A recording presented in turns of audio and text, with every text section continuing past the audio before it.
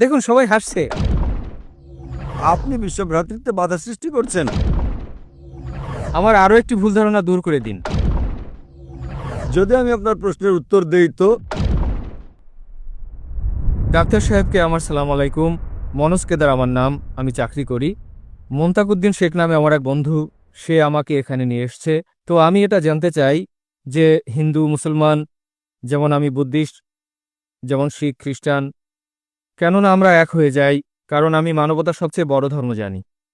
ভাই বললেন যে আপনি বুদ্ধিস্ট, আর জিজ্ঞেস করলেন যে কেন আমরা হিন্দু মুসলিম শিখ খ্রিস্টান বুদ্ধিস্ট এক হই না। ভাই সাহেব, আমি কখনোই বলিনি যে হিন্দু মুসলিম শিখ খ্রিস্টান সবাই এক, কিংবা পার্থক্য আছে। কোরআন মজিদে পরিষ্কারভাবে লেখা আছে যে আল্লাহ সুবহানাহু ওয়া তাআলা বলেন, সূরা হুজুরাত সূরা নম্বর 49 আয়াত নম্বর 13, يا أيها الناس إنا خلقناكم من ذكر وأنثى وجعلناكم شعوبا وقبائل لتعارفوا إن أكرمكم عند الله أتقاكم إن الله عليم خبير। হে মানুষ, আমি তোমাদের এক পুরুষ ও এক নারীর জোড়া থেকে বানিয়েছি এবং তোমাদের বিভক্ত করেছি, ভাগ করেছি বিভিন্ন গোত্র এবং বংশে, যাতে তোমরা একে অন্যকে চিনতে পারো। এমন না যে একে অন্যকে ঘৃণা করবে। এবং তোমাদের মধ্যে সবচেয়ে উত্তম হলো সেই ব্যক্তি যে আল্লাহর প্রতি ঈমান এনেছে, যে খোদাভীতি রাখে, যে পরেজগার। কোরআন মাজিদে স্পষ্টভাবে বলা হয়েছে যে সকল মানুষ এক। আল্লাহ সুবহানাহু ওয়া তাআলা মানুষকে বড় কিংবা ছোট বানান নাই আর্থিক দিক দিয়ে, লিঙ্গের দিক দিয়ে, বর্ণের দিক দিয়ে, জন্মগতভাবে। কিন্তু বলা হয়েছে সবচেয়ে উত্তম হলো সেই ব্যক্তি যার রয়েছে তাকওয়া, যে ফরেজগার। আমরা মানি যে সমগ্র মানব জাতি এক পুরুষ ও এক নারীর জোড়া থেকে সৃষ্টি হয়েছে। আমাদের পরপর পরপর একদম প্রথম দাদা দাদি এক ছিলেন। তো ওই দিক থেকে তো আমরা আত্মীয়, যাকে আমরা বলি চির ভ্রাতৃত্ব। আমরা ভাই বোন, আর আমরা চাই যে পরস্পরে একতা হয়ে আমরা, যদি যিনি আমাদের মালিক, আমাদের সৃষ্টিকর্তা, আমি শুধু এটা বলি যে আমরা কমপক্ষে মেনে নেই যে কমপক্ষে একটা গ্রন্থ হচ্ছে খোদার গ্রন্থ। কোনো মুসলিম বা অমুসলিমের বিন্দুমাত্র সন্দেহ থাকবে না এটা মানতে যে কমপক্ষে একটা গ্রন্থ আল্লাহর পক্ষ থেকে। হিন্দু বলবে বেদ আল্লাহর পক্ষ থেকে, খ্রিস্টান বলবে বাইবেল আল্লাহর পক্ষ থেকে, মুসলমান বলবে কোরআন আল্লাহর পক্ষ থেকে। এজন্য আমি বলি যে বিরোধপূর্ণ বিষয় আছে তা আমরা পরে মীমাংসা করব, সঠিক না ভুল পরে আলোচনা করব। কমপক্ষে যে বিষয়টা একই রকম লেখা আছে এই ধর্মগ্রন্থগুলোতে, কমপক্ষে সেটা তো শতভাগ বাস্তবায়ন করি। আর যখন আমরা পড়ে দেখি যে সকল ধর্মগ্রন্থ এটা বলে যে খোদা এক, সেই খোদার কোনো পুতুল নেই, কোনো প্রতিমা নেই, কোনো ছবি নেই, কোনো ফটোগ্রাফ নেই, কোনো চিত্র নেই, কোনো মূর্তি নেই, আর আমাদের শুধু তারই ইবাদত করতে হবে এবং তার সাথে কাউকে শরিক করা যাবে না। এই গ্রন্থগুলোতে এটাও লেখা আছে, বেদ হোক, বাইবেল হোক, কোরআন হোক, তাতে লেখা আছে যে খোদা এক এবং তার শেষ পয়গম্বর মুহাম্মদ সাল্লাল্লাহু আলাইহি সাল্লাম। তো আমি বলি, কেন আমরা সকল মানুষেরা যারা ধর্মে বিশ্বাসী, যারা খোদায় বিশ্বাসী, কেন এটা আমরা অঙ্গীকার করি না যে কমপক্ষে এই বিষয়টা যা সকল ধর্মগ্রন্থগুলোতে এক, সেটা তো বাস্তবায়ন করি, পরে না ভ্রাতৃত্ব হবে। আমরা কমপক্ষে এই অঙ্গীকার করি যে আমরা এক খোদা ব্যতীত কারো ইবাদত করব না। এই অঙ্গীকার করি যে শেষ পয়গম্বর মুহাম্মদ সাল্লাল্লাহু আলাইহি সাল্লামকে, তার কথা অনুসরণ করি, পরে না ভ্রাতৃত্ব হবে। তো ভ্রাতৃত্ব গড়ে তোলার জন্য কমপক্ষে একতার উপর তো আমল করি। ভাই সাহেব, আপনি বুঝছেন কি বলছি? আপনাদের গ্রন্থেও তো লেখা আছে যে একজন মৈত্রী আসবে, যখন বুদ্ধকে প্রশ্ন করে তার সহযোগী আনন্দ, বুদ্ধকে প্রশ্ন করে, দ্য গসপেল অফ বুদ্ধ খ্রিস্টান নাম্বার 217, আরো অনেক জায়গায় ধর্মপাঠে লেখা আছে যে বুদ্ধ বলে, আমি না প্রথম মৈত্রী না শেষ মৈত্রী, আমার পর অনেক মৈত্রী আসবেন এবং যে মৈত্রী আসবেন আমার যেমন শত শত ভক্ত আছে তারও সেরকম হাজার হাজার ভক্ত থাকবে। তিনি সঠিক ধর্ম শিক্ষা দেবেন, যা সত্যের ধর্ম, শুরুতে এবং শেষেও তিনি সঠিক ধর্ম শিক্ষা দেবেন। আর যখন আনন্দ জিজ্ঞেস করলো এই মৈত্রীকে চিনব কিভাবে, তিনি বললেন ওই ব্যক্তির নাম হবে মৈত্রী। মৈত্রী মানে ত্রাণকর্তা, যেমনটা কোরআনে লেখা আছে সূরা আম্বিয়া সূরা নম্বর 21 আয়াত নম্বর 107, وما أرسلناك إلا رحمة للعالمين আমি তো তোমাকে রহমত হিসেবে সৃষ্টি করেছি সারা দুনিয়ার জন্য, সমগ্র সৃষ্টিকুলের জন্য, সমগ্র মানবজাতির জন্য। তো আমি আপনাকে প্রশ্ন করতে চাই যে আপনি কি মোহাম্মদ সাল্লাল্লাহু আলাইহি ওয়াসাল্লামকে মানেন? কাকে? আপনি কি মানেন যে মোহাম্মদ সাল্লাল্লাহু আলাইহি ওয়াসাল্লাম শেষ পয়গম্বর? আমি তো কিছু পড়িইনি তার ব্যাপারে। হ্যাঁ, তো আপনি যখন বিশ্ব ভ্রাতৃত্ব সম্পর্কে কথা বলছেন এবং চাচ্ছেন যে সমস্ত মানুষ এক হয়ে যাক, আর বলছেন যেটা আপনি পড়েননি, তো একতা হবে কিভাবে? আমার হিসাবে সেটাই ঠিক। আমার যতটুকু জ্ঞান আছে একেবারে ঠিক। ততটুকুই আমি বলতে যা আমি এখন উদ্ধৃতি দিলাম তা আপনাদের ধর্মগ্রন্থ থেকেই দিয়েছি, আচ্ছা, কোরআন আচ্ছা। থেকে নয়। কোরআনে অনেক দৃষ্টান্ত আছে, বেদের মধ্যেও আছে, বাইবেলের মধ্যেও আছে। নিজেদের ধর্মগ্রন্থ শতভাগ মানুষই পড়ে না, একদম ঠিক আছে। সেজন্যই আমি বলি। তাই আমি বলছি, না পড়লে তো দোষ আপনি করছেন। হ্যাঁ, ভুল আমার। আপনার ভুলের জন্য বিশ্ব ভ্রাতৃত্ব সুসংগঠিত হবে না, তো আপনি বিশ্ব ভ্রাতৃত্বে বাধা সৃষ্টি করছেন। ঠিক কথা। ভুল আপনার না আমার? আমার ভুল। আমি আপনার ধর্মগ্রন্থ পড়েছি, ঠিক কথা। হিন্দু ধর্মের, খ্রিস্টান ধর্মের, ভগবদ গীতা, বেদ, ধম্মপাঠ। আমার বন্ধু আমাকে তাই বলেছে যে ডাক্তার জাকির সাহেব শুধু ইসলাম ধর্মের অর্থাৎ শুধু কোরআন পড়েন নাই, তিনি সব পড়েছেন। আমার পিছনে বসে আছেন এখনো, তাকে দরকার তো আমি মাইকে ডাকতে পারি। একদম ঠিক আছে, কিন্তু আমার তো মনে হচ্ছে আপনি আমার প্রশংসা করলেন। না না, এমনটি নয়। যেমন ধরেন একজন ডাক্তার ওষুধ দেয়, ও ডাক্তার কত ভালো ডাক্তার, খুব ভালো ডাক্তার, খুব সম্মান, খুব নামডাক। সেই ডাক্তার আপনাকে ওষুধ দিচ্ছে কিন্তু আপনি খাচ্ছেন না। স্যার, আমি মানি এ কথা। আপনি তো বুঝছেন না, তো প্রশংসা করে কি লাভ? ডাক্তার আপনাকে পরীক্ষা নিরীক্ষা করে ওষুধ দিচ্ছে, খুব ভালো ডাক্তার, খুব সুনাম, এত ভালো, খুব প্রশংসা করলেন, কিন্তু ওষুধ না খেলে আপনার চিকিৎসা কি করে হবে? ঠিক কথা। তো আপনাকে বলি, বিশ্ব ভ্রাতৃত্বের চিকিৎসা আমি দিচ্ছি।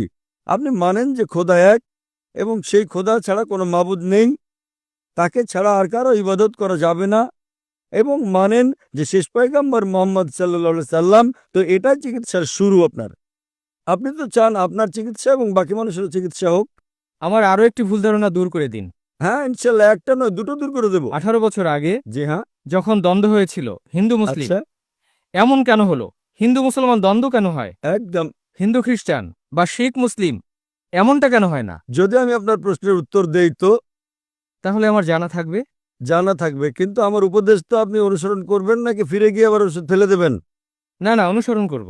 আর আপনি একদম ঠিক বললেন যে হিন্দু মুসলিম কেন দ্বন্দ্ব হয়। আপনি যদি আমার আলোচনা দেখে থাকেন, যার আলোচ্য বিষয় ছিল Is terrorism a Muslim monopoly? সন্ত্রাস কি মুসলিমদের একচেটিয়া সম্পদ, তাতে আমি এটা প্রমাণ করেছি যে যারা অপবাদ লাগায় যে মুসলিমরা সন্ত্রাসী, তারা একেবারে ভুল। কিছু লোকে হয়তো অন্যায় কাজ করেছে, এটা প্রমাণ করেছি যে আপনি 100-200 বছর আগে দেখবেন, কয়েকশো বছর আগে মুসলিমরা আসলে খুব কম সন্ত্রাসী হামলা করেছে, সব করেছে অমুসলিমরা। কিন্তু আমি এই আলোচনায় বলেছি যে সন্ত্রাস যা আছে, এই সন্ত্রাসী ব্যবসা হচ্ছে রাজনীতিবিদদের। কেন? কারণ রাজনীতিবিদরা চায় ভোট ব্যাংক, তারা ভোট ব্যাংক চায়। যদি আমি ভোট চাই, তাহলে আমি কি করব? এমন একটা পরিবেশ সৃষ্টি করব যাতে ভোট ভাগ হয়। আপনারা জানেন কত হাঙ্গামা হয়েছে বোম্বেতে, গুজরাটে, বাবরি মসজিদের। আমার মতে এই হাঙ্গামার কোনো প্রয়োজনই নেই। আমার মতে মুসলমানরা সাধারণত এই দেশে, মুসলমান এবং হিন্দু, আলহামদুলিল্লাহ সুম্মা আলহামদুলিল্লাহ, সুখে শান্তিতে বসবাস করতে পারে, করছিল, করছে। কিন্তু এই যে রাজনীতিবিদ, তারা চায় ভোট ব্যাংক, এবং ভোট ব্যাংকের জন্য তারা যে কাউকে বিক্রি করতে পারে, নিজের ধর্মকেও, নিজের খোদাকেও। হ্যাঁ, কথা ঠিক। যে কোনো রাজনীতিবিদ, যে কোনো ধর্মের, সব কিছু বেচতে পারে, কিছু হয়তো ছাড় দিতে পারে 5%। সিট যাচ্ছে, সব বিক্রি করে দেবে। এবং আপনারা দেখেছেন এই দেশে, হিন্দুস্তানে সবচেয়ে বেশি যদি ধর্ম বিষয়ক কোনো হাঙ্গামা হয়, তা হিন্দুস্তানে হয়েছে। কেন? কেননা 60 বছর আগে ব্রিটিশ, ইংরেজরা এই দেশে রাজত্ব করত। সেটা কিভাবে? তাদের একটা নীতি ছিল divide and rule. Divide and rule, ইংরেজ তো চলে গেছে, কিন্তু তাদের নীতিটা এখানে রেখে গেছে। আমাদের হিন্দুস্তানের রাজনীতিবিদগণ ওই নীতি অবলম্বন করছেন, ডিভাইড অ্যান্ড রুল, ভাগ করো, ভোট ব্যাংক অর্জন করো এবং শাসন করো। এই বাবরি মসজিদের ইস্যু ছিলই না। কি ইস্যু ছিল? রাজনীতিবিদরা ইস্যু বানিয়েছে। কেউ জানতোই না বাবরি মসজিদের ব্যাপারে। আগে কিছু লোক জানতো, তারা ইস্যু বানালো, কারণ ভোট ব্যাংক। সাধারণ জনগণ শান্তি চায়। তারা ভাবে যে কি পাবো হাঙ্গামা করে, কিন্তু এই সাধারণ জনগণকে উস্কানি দিচ্ছে রাজনীতিবিদগণ। আমরা যদি এদের ফুসলানিতে না আসি, ইনশাল্লাহ ইনশাল্লাহ হিন্দু মুসলিম হাঙ্গামা হতেই পারে না। আপনি আমাকে বলেন, এত যে মানুষ, এই যে লক্ষাধিক লোক, আপনার ভয় লাগছে এখানে? না না, একদম না। মাশাআল্লাহ, এত লোক, যদি আপনি কোরআনের বিরুদ্ধেও কিছু বলেন, আমার বিরুদ্ধেও কিছু বলেন, একটা লোক আপনার বিরুদ্ধে আঙ্গুল তুলবে না। না আমরা উঠাতে দেব না কেউ উঠাবে। এটাই হচ্ছে আমাদের ধর্ম। সাধারণত আপনারা দেখবেন ধর্মীয় কোনো আলোচনা যখন হয়, অনেক প্রশ্নোত্তর পর্ব হয়। আমিও অনেক আলোচনায় গেছি, হিন্দু ধর্মগুরুদের, খ্রিস্টান ধর্মগুরুদের প্রশ্ন করার সুযোগই তারা দেয় না। না, দেয় না। প্রশ্ন হবে তো ঘরে। আরে কেন ভাই? যদি আপনি আলোচনা করেন তো আমার অধিকার আছে আপনার কথায় একমত হওয়ার বা আপনার কথা না মানার। ওনাদের ভয় যে জনসমক্ষে প্রশ্ন করা হলে তাদের ভাণ্ড খুলে যাবে।